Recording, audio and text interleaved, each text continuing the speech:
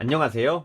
아는 세무사 강정훈입니다. 며칠 전 사업을 하는 분에게 다음과 같은 얘기를 들었는데요. 인건비를 신고하면 세금을 더 낸다고 해서 비용 처리를 안 하고 있다. 지금은 결손이니까 나중에 소득세 낼 때 인건비 신고하겠다. 인건비를 비용 처리하는데 세금이 더 나올까요?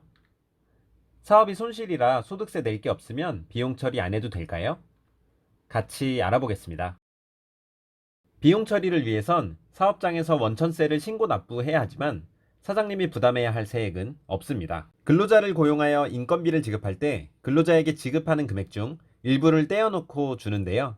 떼어놓은 금액은 원천세라는 명목으로 세무서에 납부해야 합니다. 따라서 사장님이 납부하는 원천세는 근로자가 부담하는 세액입니다. 지금 말씀드린 원천세의 구조를 설명해 보겠습니다. 첫 번째로 근로자가 사업장에 근로를 제공하면 사업장은 근로에 대한 대가로 급여를 지급합니다. 이때 연봉 6천만 원의 근로자에게 6천만 원 전부를 지급하진 않습니다.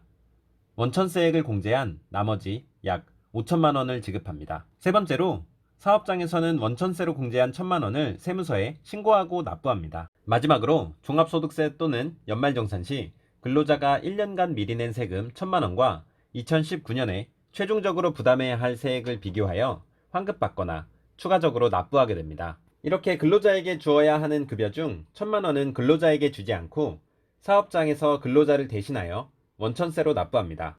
이와 같은 방법으로 사장님은 근로자에게 급여를 지급했다는 사실을 세무서에 알리고 지급한 인건비를 비용 처리하는 겁니다.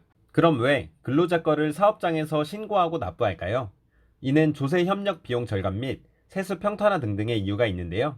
다음 영상에서 설명드리겠습니다. 여기서 하고 싶은 얘기는 사업장에서 1천만 원을 세무서에 신고하고 납부하지만 이는 사업장에서 부담하는 금액이 아니라는 겁니다.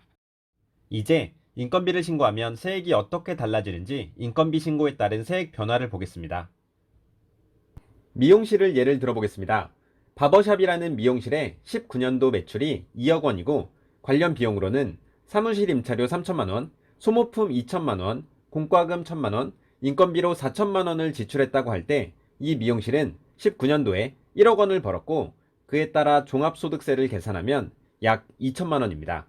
이때 미용실 주인이 인건비를 비용 처리하지 않았다면 소득금액은 1억 4천만 원이 되고 이에 따른 종합소득세는 3,500만 원입니다. 세액 차이는 약 1,500만 원입니다. 이처럼 직원을 고용하여 인건비를 지출한 경우에는 인건비를 비용 처리하여 소득금액을 줄여 종합소득세를 줄여야 합니다. 다음은 손실사업장에 대해 말씀드리겠습니다. 나중에 이익이 나면 그때 비용 처리해야겠다 라고 생각하시면 안됩니다. 세법은 결손인 경우 해당 결손금을 다음 연도로 2월에서 공제해줍니다. 예를 들어 18년도 인건비를 반영하기 전에도 소득금액이 마이너스 1천만 원이고 19년도는 소득금액이 5천만 원일 경우 19년도 계산 시 5천만 원에서 1천만 원을 차감하여 계산합니다. 따라서 18년도에 손해를 봤다고 해서 소득금액을 마이너스 1천만 원으로 둘 게 아니라 인건비 신고를 통해 소득금액을 마이너스 5천만 원으로 만들어 19년도에 세액을 납부하지 않게 신고할 수 있습니다.